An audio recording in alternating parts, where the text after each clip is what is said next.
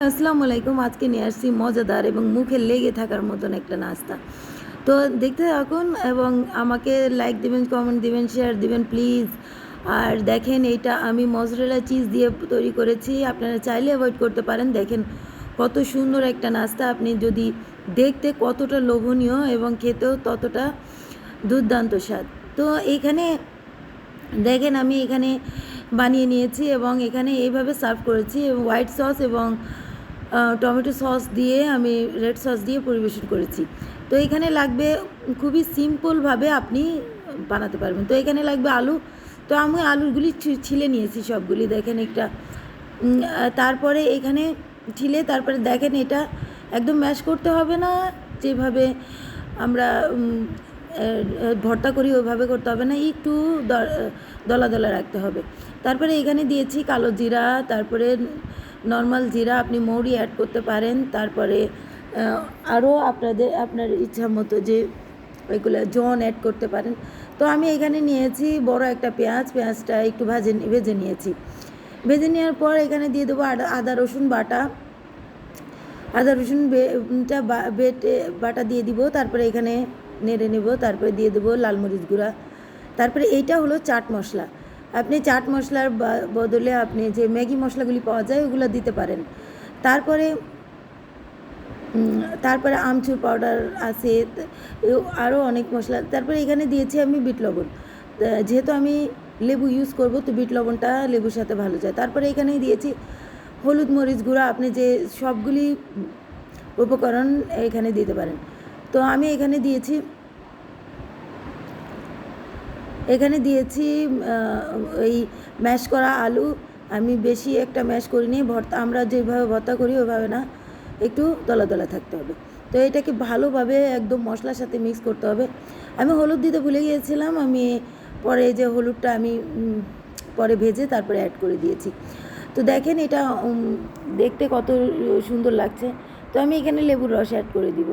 আপনারা কিন্তু আমি সাদা লবণও ইউজ করেছি পরে। তারপরে এখানে দিয়ে দিয়েছি আমি কিমা, যতটুকু আপনার বাসায় থাকবে আপনি কিমা দিয়ে নেড়ে এটাকে ঠান্ডা করে নেবেন। আমি এটা হয়ে গিয়েছে পুরটা, আমি ঠান্ডা করে নিব। তারপরে এবার নেব একটা বলে ময়দা নিতে পারেন। আমি আটা নিয়েছি, তারপর নিয়েছি ঘি, 2 টেবিল চামচ ঘি নেবেন। ঘি দিয়ে ভালো করে মথে এটাকে একটা ডো বানিয়ে নেবেন। দেখেন আমি এটা মধ্যে নিচ্ছি ঘি। আটা এইভাবে দলা হয়ে যাবে। তো আমি 2 টেবিল চামচ ঘি ইউজ করেছি, আপনি তেলও ইউজ করতে পারবেন। তো এখানে নিয়েছি হালকা গরম পানি, যেটা হাতে সহায়ক হয় সেই গরম পানিটা নিয়েছি। আমি ভালো করে মথে নিয়েছি তারপরে এখানে দেখেন ডোটা বানিয়ে আমি 10 মিনিট মতন ঢেকে রেখে দেবো।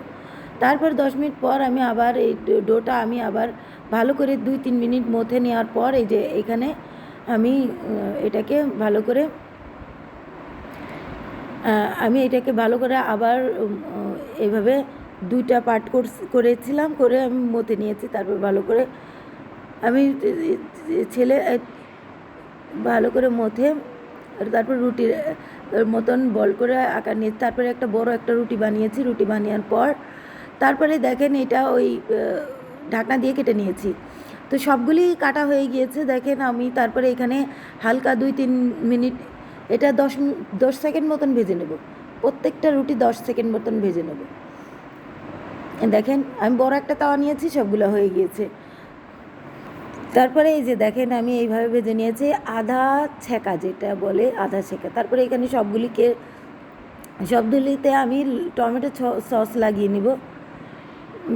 তো এখানে দেখেন আমি সবগুলিতে টমেটো সস লাগিয়ে নিয়ে নেব। তো এগুলো সবগুলিতে টমেটো সস লাগানো হয়ে গিয়েছে। তারপরে এখানে নিয়ে নেব আমি ওই আলুর পুরটা ঠান্ডা হয়ে গিয়েছে। এখন আমি আলুর পুরটা এক পাশে দিয়ে একটু গাজর কুচি, আপনি ক্যাপসিকাম কুচি, যে কোনো একটা কিছু দিতে পারেন। তারপরে এইখানে দিব মজরেলা চিজ।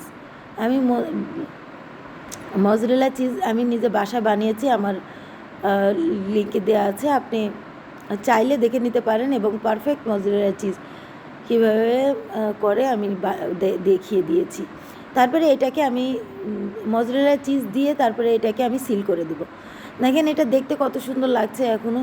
তারপরে আমি সবগুলি একে একে সবগুলি করে নিব। এখন ভাজার পালা। এখন কড়াইয়ে চলে আসছি। তো আমি সবগুলি একে একে কড়াইতে দিয়ে ভেজে নেব। আমি প্রত্যেকটা 2-3 মিনিট মতন ভেজে নিয়েছি। এক পিঠ আগে থেকেই হওয়া ছিল, তো প্রত্যেকটা 3 মিনিট করে মতন আপনি ভালো করে ভেজে নেবেন। তো আমি এখানে ভেজে নিচ্ছি সবগুলি একে একে। এভাবে হালকা চেপে চেপে ভেজে নেবেন। দেখেন এটা লাল হয়ে গেছে, কত সুন্দর একটা কালার আসছে। তো সবগুলিকে এইভাবে আমি একে একে কড়াইয়ে দিয়ে এটাকে সবগুলিকে একে একে ভেজে নেব। তো আমি এই যে দেখেন আমার সবগুলি ভাজা হয়ে গেছে, এইভাবে আমি রেখে দিয়েছি। তারপরে এখানে দেখেন আমি হোয়াইট সসটা দিয়ে দিচ্ছি। আমি এটা ঘরে বানানো হোয়াইট সস। আপনি মেয়োনিজ ব্যবহার করতে পারেন এর বদলে। তো আমি এটা হোয়াইট সসটা দিয়ে দিয়েছি। এখানেও আমি মজরেলা চিজ ইউজ করেছি। তো দেখেন এটা কত সুন্দর এবং লোভনীয় একটা নাস্তা হয়েছে। তো যে কেউ দেখলে পছন্দ করবে এবং বাচ্চারা তো খুবই পছন্দ করবে, আর খেতে অনেক দারুণ, আপনি মুখে লেগে থাকবে। তারপরে এইখানে আমি টমেটো সসও দিয়েছি। সস দিয়ে আমি এইভাবে পরিবেশন করেছি। তো এইভাবে বাচ্চাদের সামনে দিলে বাচ্চারা এতটা পছন্দ করবে, আপনি আঙুল চেটে চেটে এই হোয়াইট সসগুলি খাবে আগে। তারপরে আমার মেয়ে তো এটাই করেছে। ওই যে দেখেন আমার সস দিতে সহায়তা করেছে। তো দেখেন